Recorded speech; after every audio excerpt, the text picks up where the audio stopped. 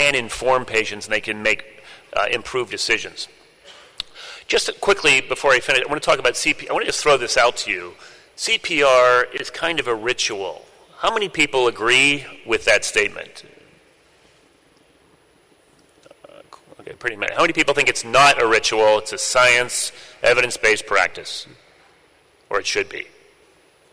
Okay, that's about half and half. Well, I'm going to argue it's both.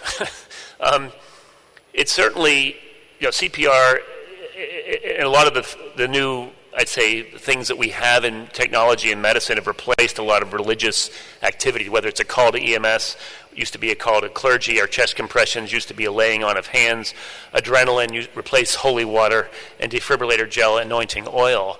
But I'd like you to think about the history.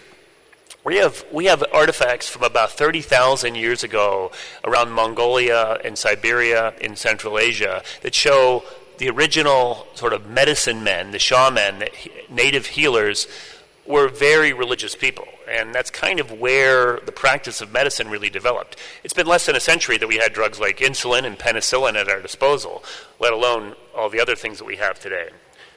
So I think it's important to remember some of our roots. And instead of being like this at the end of life, where we're very cold and calculated, we might need to be a little bit more like this. It's a little bit of an extreme.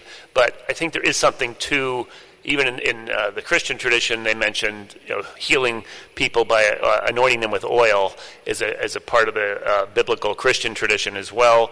And I don't know. I wrote a paper about this and published it in the Turkish Journal of Medical Ethics a few years back about the whole concept about futile CPR and why it may have some utility. I won't go into the arguments for that. I'm happy to share it with you if you would like. But the fact is, I think it's a little bit of both. I think we have science, we have technology, and we have our culture, and we have our own priestly virtues to come to the bedside.